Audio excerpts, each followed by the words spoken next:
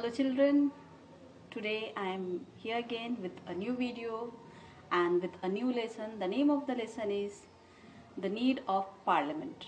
It is from civic section, and now let's start our new chapter, that is the need of parliament.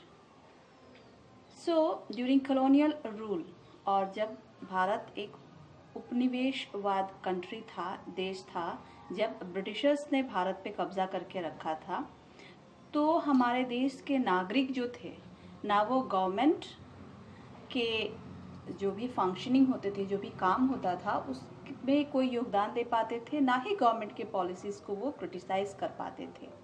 लेकिन जब भारत आज़ाद हुआ तब ये जो आज़ादी के बाद हमारे देश में डेमोक्रेसी जो है उसको लागू किया गया, और डेमोक्रेसी लागू किया गया और सारे लोग जो थे हमारे देश में, हमारे भारत में जितने लोग थे उनको गवर्नमेंट के फंक्शनिंग में या उसके काम में योगदान देने के लिए यूनिवर्सल अडल्ट फ्रेंचाइज इसको भी लागू किया गया। यूनिवर्सल अडल्ट फ्रेंचाइज यानी राइट टू वोट, यानी हर किसी को वोट देने का पूरा अधिकार है।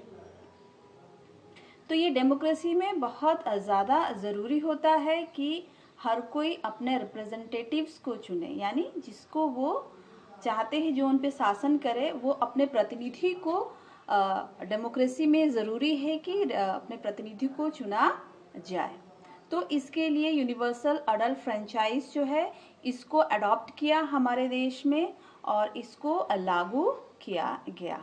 यानी हमारे ही मर्जी से हम वोट देंगे तो हमारे लिए गवर्नमेंट चुनी जाएगी, हमारे प्रतिनिधि चुने जाएंगे जो हमारे लिए काम करेंगे, यानी हमारे भलाई के लिए या इस देश की तरक्की के लिए हमारे बिहाफ में, हमारे ओर से वो काम करेंगे। ये डायरेक्टली तो नहीं लेकिन इनडायरेक्टली गवर्नमेंट को कंट्रोल करना या गवर्नमेंट को आंसरेबल या अकाउंटेबल हमारे देश के लोगों के प्रति गवर्नमेंट की जवाबदेही को और ये मजबूत करता है। तो ये एक पॉलिटिकल इक्वालिटी जो हम बात करते हैं, इसकी यूनिवर्सल अडल्ट फ्रेंचाइज की वजह से ये पॉलिटिकल इक्वालिटी हमारे देश में ये आया। सो पॉलिटिकल इक्वालिटी अगर हम बात करते हैं तो पॉलिटिकल इक्वालिटी किस तरीके से हमारे देश में ये आया है। एक तो हमने जाना कि यूनिवर्सल अडल्ट फ्रेंचाइज के ज़रिए यानी वोट देने के अधिकार के ज़रिए, दूसरा है पार्लियामेंट। तो वोट देने के अधिकार के ही द्वारा हमारे द्वारा यानी हम जो भी कोई हैं जो वोट देते हैं, हम अपने रिप्रेजेंटेटिव्स को चुनते हैं, हमारे प्रतिनिधियों को चुनते हैं और वो प्रतिनिधि पार्लियामेंट का गठन करते हैं। तो पार्लियामेंट है क्या? ये एक सभा है जहां हमारे इलेक्टिव जो रिप्रेजेंटेटिव्स हैं या हमारे जो चुने हुए हमारे नुमाइंदे हैं या हमारे प्रतिनिधि हैं वो इकट्ठा होते हैं और हमारे लिए कानून बनाते हैं और हमारे बिहाफ में पॉलिटिकल पावर को अटेन करके हमारे बिहाफ में हमारे लिए कानून बनाते हैं। तो हम कह सकते हैं कि पार्लियामेंट जो है वो सुप्रीम लॉ मेकिंग बॉडी है इंडिया में या हमारे देश में सबसे बड़ा अगर कहीं लॉ मेकिंग बॉडी है, या हम कहें कि जहां कानून का गठन होता है वो है हमारा पार्लियामेंट। और ये सबसे इम्पॉर्टेंट सिंबल हमारे इंडियन डेमोक्रेसी का हमारा पार्लियामेंट का ये हमारा पार्लियामेंट है हमारे डेमोक्रेसी का सबसे इम्पॉर्टेंट सिंबल। तो ये एक ऐसा इंस्टीट्यूशन है जहां लोग जो हैं अपने नीड्स को, अपने एक्सपेक्टेशंस को, यानी लोग क्या चाहते हैं, लोगों की क्या ज़रूरतें हैं, ये अपने प्रतिनिधि के माध्यम से, यानी जो लोग चुन के जाते हैं, जिनको वोट देते हैं, उनके माध्यम से ये चीज़ें जो है वो बाहर आती हैं और ये पूरे गवर्नमेंट को पता चलती है कि हमारे जो लोग हैं जिन्होंने चुन के भेजा है उनके एक्सपेक्टेशंस क्या है, यानी वो क्या चाहते हैं, किस सोच से उन्होंने इस पार्लियामेंट का गठन किया है या लोगों को चुन के भेजा है। अगर हम इंडियन पार्लियामेंट की बात करें तो इसको संसद भी कहा जाता है और इसमें हमारे देश के लोगों का बहुत ज़्यादा बिलीफ है, या लोग बहुत इस पे श्रद्धा रखते हैं, क्योंकि ये जो है ये डेमोक्रेसी के वैल्यूज़ को, यानी जिस सोच से डेमोक्रेसी को लागू किया गया, यानी लोगों का इन्वॉल्वमेंट हो, लोग जो है वो देश में शासन चलाने में लोग जो है वो आगे आए, डिसीजन मेकिंग में आगे आए, निर्णय जो है देश के लिए लें, तो ये इनडायरेक्टली हमारा यानी देश के लोगों का इन्वॉल्वमेंट है, या उनका हम कहेंगे कि एक साथ आना और पार्लियामेंट में ये पार्लियामेंट जो है इसका गठन करना होता है। तो जैसे कि हम लोग सब जानते हैं कि प्रेसिडेंट और दोनों हाउसेस जो है राज्यसभा और लोकसभा, इन दोनों को मिलाकर पार्लियामेंट का गठन किया गया है। तो ये कॉन्स्टिट्यूशन के प्रोविजन में है कि यूनियन गवर्नमेंट जो है अपना पूरा पावर इन पार्लियामेंट के थ्रू, जो राज्यसभा और लोकसभा, इसके थ्रू ही अपने पूरे पावर का इस्तेमाल करेगा। इसको यूनियन लेजिस्लेचर कहा जाता है।